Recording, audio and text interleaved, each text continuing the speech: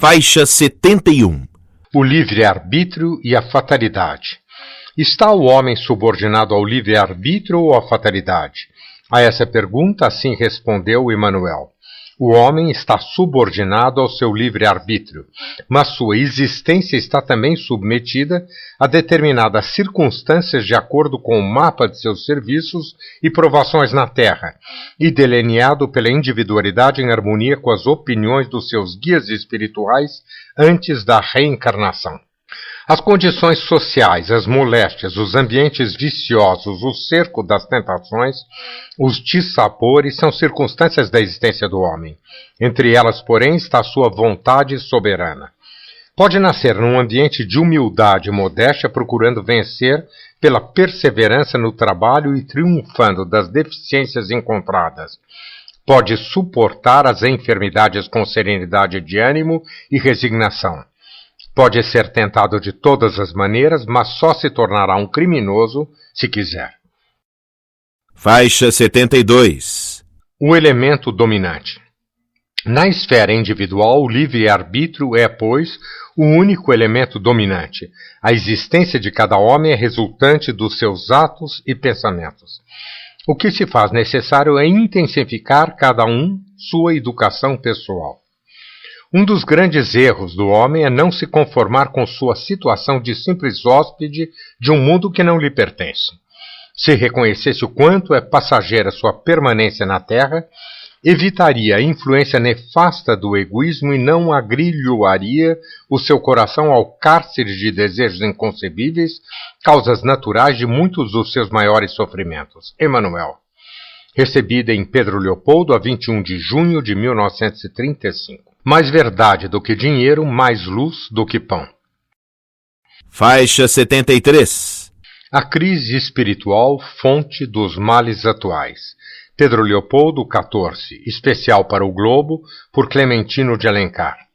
Muitas são as consultas que em nada vão além de preocupações puramente terrenas, e isso já nos serviu a observar como os espíritos, no caso, falando pela palavra de Emmanuel, procuram sempre fugir àquele exclusivismo material, conseguindo, não raro, estabelecer uma relação entre os problemas humanos que estejam inteiramente à margem de sua vida espiritual e as cogitações que pairam e os remédios que possam vir dos altos planos onde, segundo a doutrina, vivem os amigos do espaço. Tal constatação parece-nos bastante significativa para os que, convictamente, lutam entre as contingências da Terra, pois vem, de certa forma, enobrecer um pouco certos detalhes mais tipicamente terrenos da existência, os quais tanto desdém merecem de certos credos, apesar do muito de dores que deles detalhes às vezes resultam para os homens. E isto sempre conforta um pouco aos campeadores convictos de vida em que estamos, da única que percebemos sem nenhuma dúvida, vindo, afinal de contas, sempre dar um sentido mais digno àquele que Fradique chamou a escura disparada para a morte, e que, para o personagem de Shakespeare, não passaria de uma história tola contada por um idiota. Faixa 74. A verdadeira crise do mundo é uma só, a de ordem espiritual. A pergunta e a resposta que damos a seguir enquadram-se, sem dúvida, nas nossas considerações de acima. Indagar o missivista. As nações estão vivendo um momento angustioso no terreno econômico. Qual a causa dessa crise que avassala o mundo? Emmanuel respondeu assim. Estão acertadas no seu julgamento quantas encontram nas crises atuais as modalidades várias de uma crise única, a de ordem espiritual. Por todo canto o fermento revolucionário. Falece a política, a autoridade para organizar um panorama que corresponda aos anseios gerais. A ciência, a cada passo, se encontra num turbilhão de perplexidade. As religiões criaram um Deus antropomórfico, pondo de lado o reino do céu para alcançarem, por quaisquer meios, o reino da terra. A alma humana, dentro dessas vibrações antagônicas, perde-se num emaranhado de conjecturas e sofrimentos. Faixa 75. Vícios do pensamento, vícios dos costumes, vícios da alimentação. Essa inquietação geral, a ausência de paz nos corações estabelecem a crise avassaladora que abrange todos os domínios da atividade humana. As classes são dominadas pelos desvios de toda a ordem, vícios do pensamento, vícios dos costumes, vícios da alimentação. O que se poderia fazer para que a ordem se restabelecesse, para que o bem-estar social se efetivasse? Far-se-ia mister pirografar no coração de cada homem a legenda célebre de Delfos. Faixa 76. Os anseios e a luta tenaz do espírito como há 2000 anos. Observa-se em todos os setores dos trabalhos do mundo uma luta tenaz dos anseios do espírito que almeja paz e libertação. Há quase 2 milênios, quando a civilização simbolizada no poderio romano se entregava a todos os desregramentos e desvarios, fez-se ouvir a voz consoladora do Mestre, o Salvador, esperado por muitos séculos de ansiedade e profecias. Sob sua divina influência, uma transformação radical se operou dentro da civilização trabalhada pelos hábitos perniciosos. A sua vida sacrificada foi legada ao homem como o sublime modelo. Sua palavra foi deixada no mundo como a lei áurea de liberdade das almas. Faixa 77. A culminância de hoje. Passado, porém, o arrebatamento da fé, novamente os abusos da maldade humana se fizeram sentir por toda parte, dos quais se observa na atualidade a culminância. Faixa 78. O apelo aos sentimentos da fraternidade cristã. Todavia, ainda é para Jesus que os homens necessitam voltar seus olhos. A missão do moderno espiritualismo é trazer a chave dos conhecimentos acerca dos seus grandes e inolvidáveis ensinamentos. Enquanto não compreenderem os homens os seus deveres de fraternidade cristã, não há possibilidade de se evitarem as crises que assoberbam o mundo. Faixa 79. Mais verdade do que dinheiro, mais luz do que pão. A guerra continuará amortalhando os corações. Os artigos de primeira necessidade serão destruídos pela falsa diretriz econômica de alguns países, quando muitos choram a falta de pão. A confusão prosseguirá dentro de todos os seus matizes até que com a crise espiritual seja solucionada pelo esforço do homem, a fim de que a luz se faça no seu coração. O que se depreende, pois, do confusionismo odierno é que os homens necessitam mais da verdade que dinheiro, mais de luz espiritual do que de pão. Recebida em Pedro Leopoldo, a 24 de junho de 1935. Emmanuel fala-nos sobre a medicina dos homens e o problema angustioso das guerras. Faixa 80. A máxima de Juvenal continua de pé. A necessidade para a extinção das guerras, da renovação dos direitos econômicos dos povos, o imperativo da mais intensa educação pessoal e coletiva. Guerra, consequência natural dos defeitos das leis humanas. Pedro Leopoldo XVI, especial para o Globo por Clementino de Alencar. Ocupar-nos-emos hoje de algumas respostas dadas por Emmanuel a indagações a respeito de guerras e na medicina da terra. Sobre este último ponto, a pergunta feita era esta: como encaram os espíritos a medicina da terra? Faixa 81. O sagrado sacerdócio.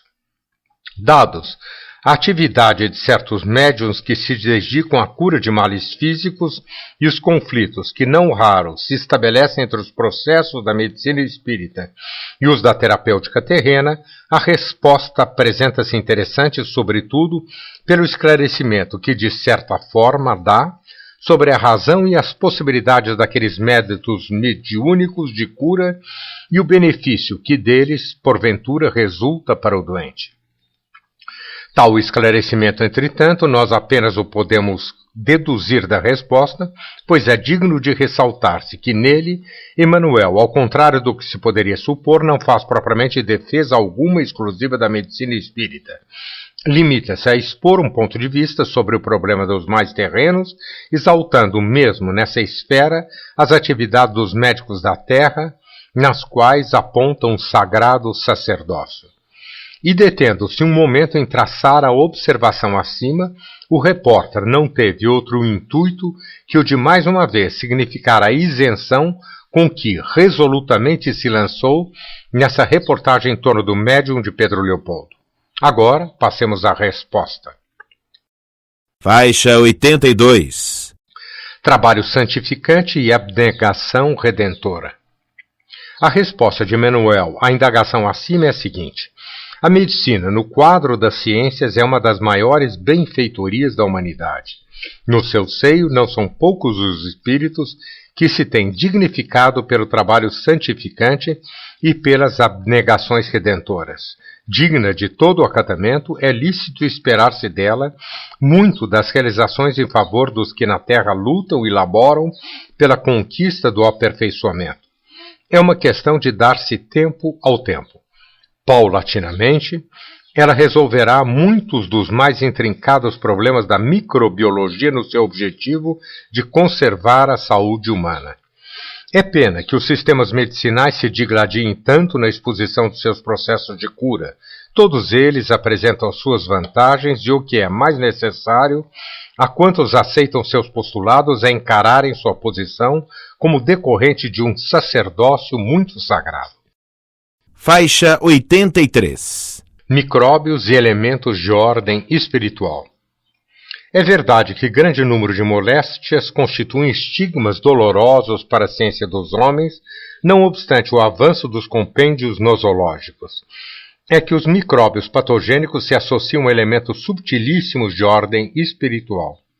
Um problema grandioso demais pela sua transcendência afronta os conhecimentos científicos, o das provações individuais necessárias ao aprimoramento psíquico de cada um. Faixa 84. Relacionando enfermidades de corpo e de alma. Daí se infere a vantagem que adviria para os processos medicinais se a terapêutica espiritual estivesse sempre unida a quaisquer sistemas de cura. As enfermidades do corpo obedecem geralmente às enfermidades da alma. Os tratamentos que a esta fossem aplicados o seriam identidade de circunstâncias ao veículo das suas manifestações. Aconselharíamos, pois, à medicina em geral, a intensificação dos processos magnéticos de cura, a sugestão e, sobretudo, a disciplina da mente, força central e coordenadora dos fenômenos vitais. A mente educada representa a maior fonte de auxílios e a ex-medicatrix, elemento regenerador de todas as funções do organismo. A máxima de Juvenal. Em geral, secundando os esforços médicos, todos os homens deveriam ser fiéis observadores dos tratamentos preventivos, principalmente no tocante às questões da higiene, dos exercícios físicos, da ginástica respiratória, dos abusos da alimentação e dos desvios morais. A observância dos preceitos necessários seria eminentemente benéfica, portadora das melhores condições para a saúde do indivíduo e da coletividade. Mais do que nunca, se faz mister o estudo acurado do mens sana in corpore sano. Vê-se, pois, que, apesar da evolução do presente, não se pode prescindir das experiências do passado. Nos tempos de Einstein e Marconi, ainda há necessidade da máxima antiga de Juvenal. Emmanuel. Faixa 85. Estará o mundo livre de guerras? Passemos às perguntas que se preocupam com a ideia da guerra. Diz uma: estará a humanidade livre das guerras? Eis a resposta do guia. Não consideramos como definitivamente afastada do seio das nações a ação nefasta das guerras. Para tanto, se faria mister que os homens, em geral, estivessem integrados no conhecimento dos seus deveres cristãos, o que não acontece. Por muito tempo ainda cremos que, infelizmente, a humanidade será perseguida pela guerra e pela coorte dos seus infortúnios e desgraças. Cremos que a sua extinção se verificará somente depois de uma renovação radical nas diretrizes econômicas adotadas pela maior parte dos países, aliada ao sentimento de solidariedade e fraternidade universais que, segundo a educação necessária, deve ser o característico das gerações futuras. Faixa 86. Consequência natural dos defeitos das leis humanas. Outra pergunta. A guerra obedece a um determinismo no plano da evolução? Resposta. Crê-se que a guerra obedeça a leis deterministas. Julgo, porém, que proferir semelhante conceito é avançar muito. Ela é a consequência natural dos defeitos das leis humanas. A necessidade imprescindível do momento do mundo é a solução do problema educativo. Faz-se precisa a educação pessoal e coletiva. Da primeira decorre o progresso particular, da segunda a evolução do mundo e de suas leis. Emmanuel. Recebida em Pedro Leopoldo, a 25 de junho de 1935. Faixa 87. O nacionalismo diante da lei. Universo. Objetivação do pensamento divino. Pedro Leopoldo, 21, especial para o Globo, por Clementino de Alencar. Numa das cartas enviadas a Chico Xavier, o missivista, considerando o conceito do nacionalismo em face das leis fraternas de que repetidamente fala Emmanuel, indaga. Se o nacionalismo multiplica as energias de um povo, parece, entretanto, que vai de encontro à lei da fraternidade. Como devemos entendê-lo? Faixa 88. Desejos e entusiasmos compreensíveis. Emmanuel assim responde a esse consulente. Compreendemos que se deva amar o pedaço de terra que nos viu nascer e compreendemos também o desejo de engrandecê-lo pelo trabalho, pela inteligência, pelo progresso, tornando-o digno da admiração dos outros. Aliás, todas as concepções do verdadeiro patriotismo se enquadram no esforço de cada indivíduo em favor da evolução geral. Fazer, porém, a apologia desses movimentos nacionalistas que, a pretexto de unificação e energia administrativa, operam a revivescência das autocracias de outrora, incentivando as guerras, provocando revoltas, coibindo o pensamento, é desconhecer as leis da solidariedade humana. Aplaudir essas iniciativas que consideramos como atentatórias à lei fraterna que rege os mundos e as almas, seria cooperar para o desvirtuamento de todos os princípios da justiça e da ordem. Faixa 89. A mística nacionalista e o bem coletivo. Ninguém pode prever as consequências dessa mística nacionalista que, na atualidade, percorre o mundo de bandeirolas ao vento. Em todas as organizações políticas encontram-se concepções elevadas que interessam de perto a vida do Estado, mas todo e qualquer extremismo dentro delas é prejudicial ao bem coletivo. Faixa 90. O isolamento dos Estados e o desequilíbrio econômico. Cria-se a política dos governos fortes a fim de se incentivar as energias nacionais. Isola-se o Estado e, nesse isolamento, os grandes erros começam porquanto os desequilíbrios econômicos são inevitáveis. Os homens não podem fugir aos dispositivos do Código da Fraternidade Universal. Cada individualidade dá o que possui no problema das possibilidades e das vocações no edifício do progresso coletivo. Uma traz a ciência, outra a arte, outra uma nova modalidade evolutiva. Faixa 91. Quando os países lavram a própria condenação. Dentro do mundo, são assim as nacionalidades no tocante à produção. O que se faz necessário é regulamentar-se a troca dos produtos de cada uma. Ainda aí encontramos as lições da fraternidade da natureza. Um país, pretendendo isolar-se no mundo, lavra sua própria condenação. Faixa 92. O universo é o pensamento divino em sua expressão objetiva. Não vemos, portanto, nenhuma legitimidade nesse exclusivismo antifraterno. Fisicamente, as nações representam somente o patrimônio da humanidade. O universo é o pensamento divino em sua expressão objetiva. O plano de perfeição una absorve todas as coisas, impondo a lei da fraternidade a todas as criaturas. O amor de Deus envolve a criação infinita. Para a sua misericórdia, portanto, um país não vale mais do que outro, e os homens, sejam europeus, africanos, hotentotes, todos são irmãos. Faixa 93. Obras puramente humanas. As rajadas de guerras, de nacionalismos incompreensíveis, são obras humanas envolvendo grandes e temíveis responsabilidades individuais e coletivas. Todavia, Todos os efeitos do homem na esfera da existência transitória são assinalados pelo seu caráter temporal. O que existe, a lei divina, é a alma imortal. Faixa 94. Evolução. A evolução pode ser lenta, mas é segura. Pode ser combatida, mas será aceita em tempo oportuno. A história é o vosso roteiro. Onde se encontram a Esparta e a Atenas de outrora?